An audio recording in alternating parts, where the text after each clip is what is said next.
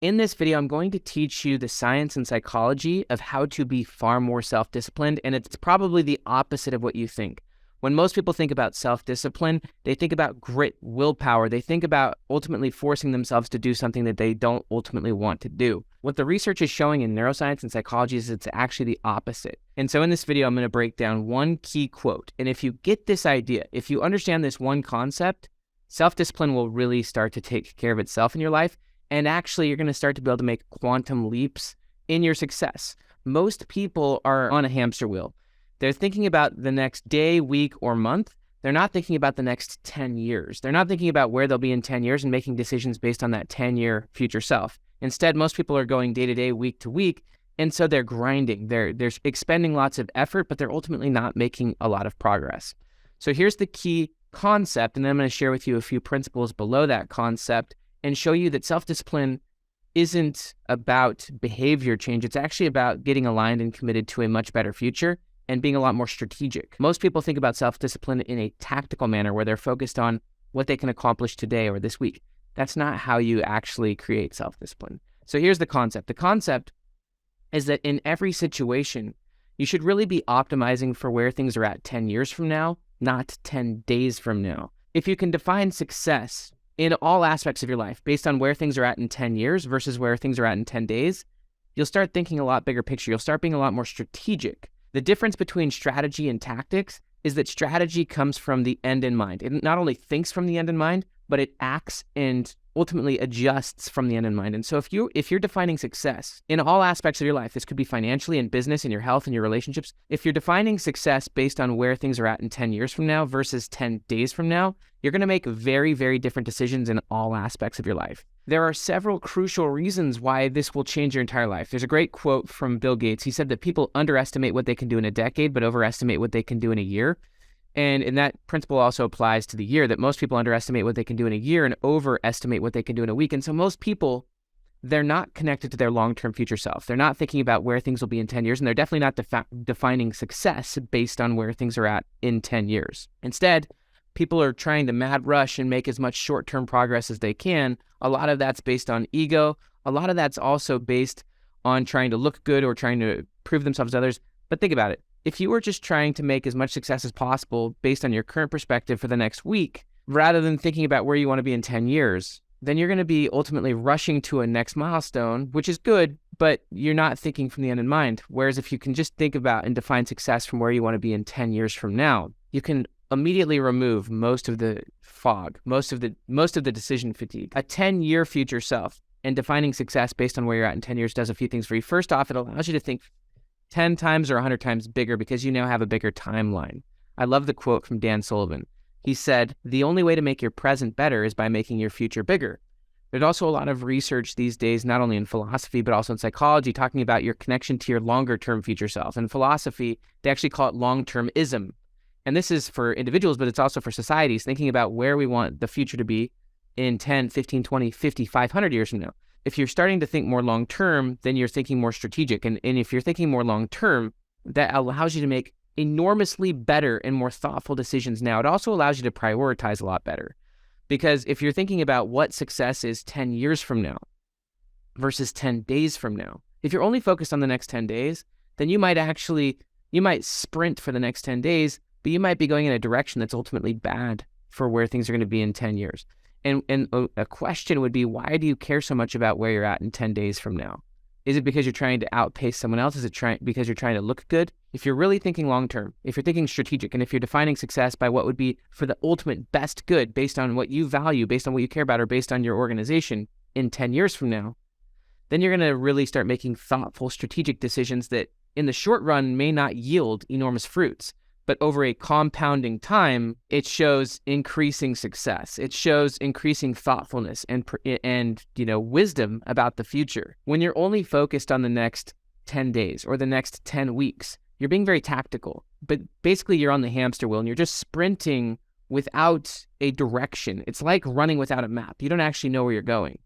And so I'm going to repeat it because this is just so important, and I really want you to think about this in all aspects of your life. If you are defining success not based on where you're at in 10 days from now. Who cares where you're at 10 days from now? Where you're at 10 days from now is so temporary. There's so much research on this when it comes to all the research on future self, especially Daniel Gilbert. Daniel Gilbert has talked a lot about how your current self and even your current situation is as temporary and as fleeting as the present moment. Yes, it's important to make sprints. Yes, it's important to have urgency and commitment. If you start defining success based on where you're at in 10 years from now, and that you're optimizing more for 10 years from now versus 10 days from now, it's going to change how you approach every decision in your life. Firstly, again, it'll help you think 10 times bigger. And if you're thinking 10 times bigger, then that's going to shift your strategy so that you're actually doing things now that will have much higher leverage, much higher impact. And if you have a 10-year vision, it's quite amazing how big the vision truly can be. And again, back to that quote from Dan Sullivan, the bigger the vision, the better the decisions, or the only way to make your present better is by making your future bigger. So if you have a 10 times or a 100 times bigger future, I actually just thought about this for myself.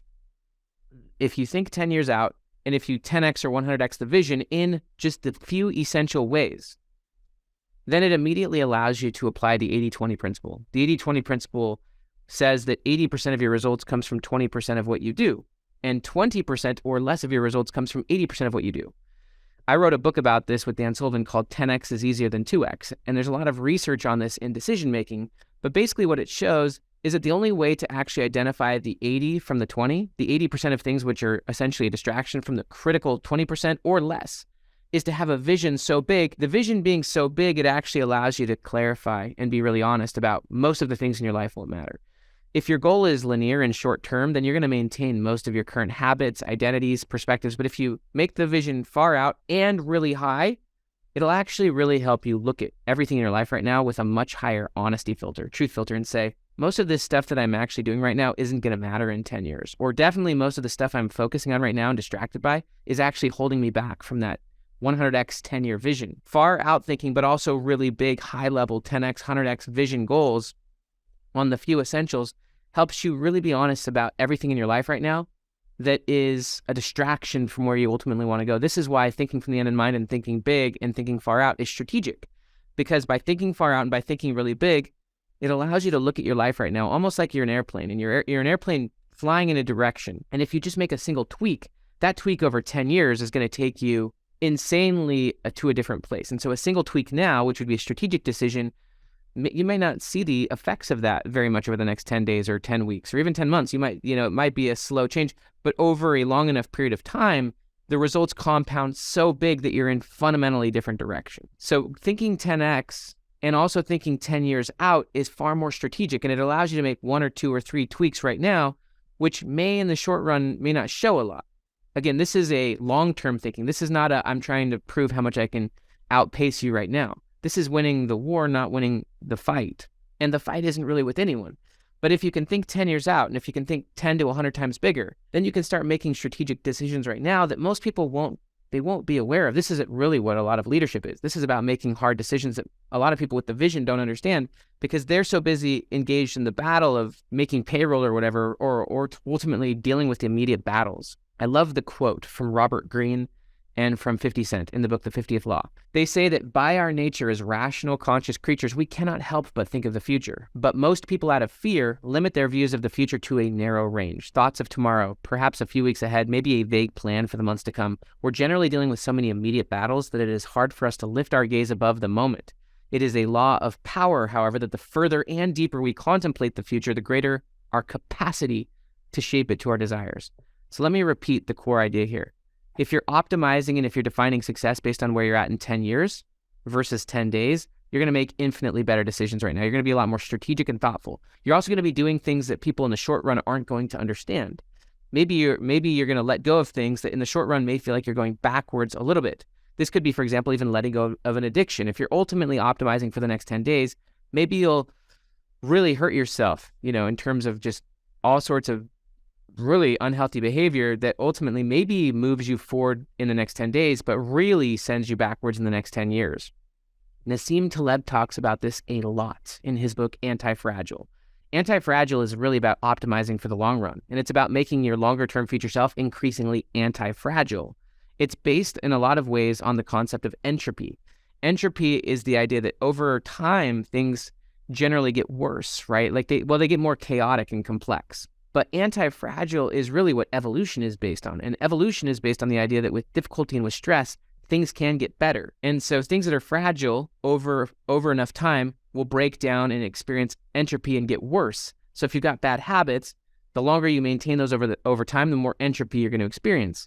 And so what Nassim Taleb talks about is you really want to make your future self increasingly anti-fragile. And you do that in a lot of ways by, first off, thinking strategically and making a few tweaks here and there that will have radically not long-term positive impacts. But also, when you're thinking strategically, you often think in terms of removal. That takes me back to the 80% from the 80-20 principle, that most of the things you're doing right now are literally holding you back from a 10x or a 100x future self. And so if you start getting connected to your future self, and if you start expanding the vision enormously, it actually simplifies things enormously. I love the quote that perfection is not when there's nothing left to add, but when there's nothing left to remove. It also goes to the concept of Michelangelo and the David. When he was asked by the Pope, what was the secret to your genius? He basically said that I removed everything that was not the David. And so when you think 10x and we think about your future self 10 years plus out, and then you become anti-fragile, what you do in a lot of ways, Nassim Taleb calls it, I think, via negativa. It's really about removing, the art of letting go of things that you know over enough period of time are making your future self more and more fragile. Eliminating things, whether they be certain people, bad habits, distractions, things in that 80% that you already know aren't producing your desired effects. The more you can remove things that you already know aren't robust to the future, the things that you know are ultimately negative for your future self. You remove those things, you're making your current self and your future self increasingly anti-fragile, meaning that as you go through changes, challenge, difficulty in the future, you're going to actually get better and better and better, while people who maintain, first off, who are operating from a short-term perspective, they actually are highly fragile in the long run. And so that is basically the key, and that is one of the core insights from all of the research on future self versus current self, is that most people are optimizing for their current self. They're doing things in a hamster wheel fashion, whether that's short-term goals, like just getting to the end of the day, week, maybe month, but most people don't have a long-term plan. Most people aren't connected to their long-term future self. Also, most people don't have a 10x or 100x vision, and then they use that to simplify and boil down the essentials of what they can do right now and maybe alter the course a few degrees, but over enough period of time, over the next 10 years, it's not even comparable, the quantum difference between this direction and this direction. Over a long enough period of time, you're in a fundamentally different place. And so as you think 10 years out, and as you think 10x or 100x bigger, it allows you to think more strategically about a few tweaks you can make now. And often those tweaks involve removing things from your life that are purely a distraction and making you and your future self increasingly fragile. You radically underestimate what can be possible in 10 years. If you get clear on what success is 10 years from now, and if you think 10x or 100x bigger, and then you start shifting your direction now in that direction, you are massively underestimating how much your life can change in 10 years. I love the example of Mr. Beast. Mr. Beast is, at this point, the biggest YouTuber in the world, but he's also becoming one of the most famous business people in the world. And if you looked at him 6, 7, 8 years ago, he was a 17-year-old kid back in 2015, and he had a vision, a 10-year vision of where he would be on YouTube. And obviously, as you progress towards that vision, you're going to change. You're going to change, evolve, and adapt. Who I am in a year from now, especially as I'm being strategic towards a bigger picture future, I'm going to be so much wiser, more knowledgeable, and more clear in a year from now than I am from now. And I'll adjust my vision increasingly. And as I get wiser, I'll be optimizing more and more for the long run rather than the short run. Going back to Mr. Beast, he is a beautiful example of how quantum and ridiculous the changes in your life can be if you're optimizing for the long run and if you're thinking 10 or 100x bigger. He would call it exponential thinking. And that kind of thinking, by the way, thinking 10x bigger, but also 10 years out, leads to quality thinking rather than quantity thinking. If you're short run and if you're being tactical, meaning you're focused on the next 10 days or maybe even the next 10 weeks, then you're focused on quantity over quality. Whereas if you start thinking big picture, it's going to lead to quality thinking rather than quantity thinking. And you're going to remove a lot of the quantity that is ultimately muddling and distracting you, because how you do anything is how you do everything. And if you're in a mad rush for the next 5 or 10 days or 10 weeks even, and you're not optimizing for where things are at in 10 years, then you're playing small. I love the book Catching the Big Fish. Catching the Big Fish is all about meditation, consciousness, and creativity. And that book is all about how most people, their consciousness is at the surface of the water, and all they can see is small fish. Whereas if you go deeper and deeper and deeper, not only into your future self, but also defining what success means to you and what you value in 10 years from now.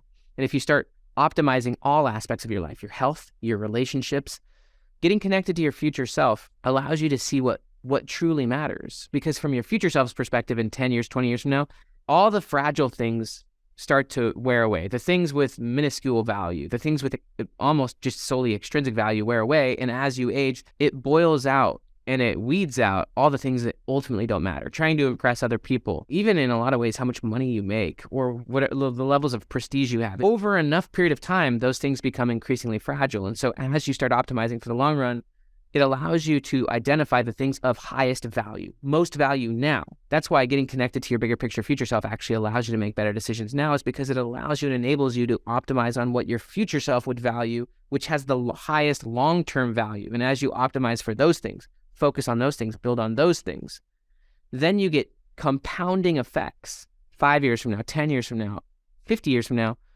Whereas if you're just living day-to-day, present self-based, which is seeking short-term dopamine or seeking short-term wins at the expense of your long-term future self, then your future self is going to become increasingly fragile and ultimately non-optimized. You might have gotten a lot of short-term energy, but ultimately in the long run, you're grinding away and you're on the hamster wheel. This is why self-discipline is not a matter of what you do in the short run. It's about getting connected to your long-term future self. It's about optimizing for 10 years from now and getting connected to that. This is why when the why is strong enough, you will bear any how, but also you will find the how. The more connected you get to your future self and the more committed you get to your future self, the more you can let go of things which don't matter. And the more you let go of things which don't matter, you actually eliminate decision fatigue. Decision fatigue is about making a decision, is about making a single decision now that cuts off alternative options. And so as you get clear and committed and connected to your future self and start making decisions, you're actually removing decision fatigue. You're removing willpower from the equation. You're removing the 80% that doesn't matter, so you have less on your mind, but you're focused on higher quality, less quantity. How you do one thing is how you do everything. As you start eliminating more and more and more from your life that is short-term based and ultimately fragile to the long run, then you're doing less and less and less, but better and better and better, higher quality, less quantity. And that's actually how you make exponential leaps. That's how you catch the big fish. That's how you go deeper and deeper and deeper into the few things that matter. And over a 5-10 year compounding journey, you will be 100x or 1,000x or 1,000,000x beyond where you would have been on the short-term journey. My name is Dr. Benjamin Hardy. I hope you enjoyed this video. I teach research and science on ultimately how to optimize and become your desired future self, how to transform your identity so that you can be who you want to be now, and so that you can increasingly live an anti-fragile life where you're focused on the few things that matter, continually weeding out the things that don't, and optimizing for your best future self, and ultimately shifting your identity so that you can be your future self now. Please like this, please subscribe, please share. Have an amazing day.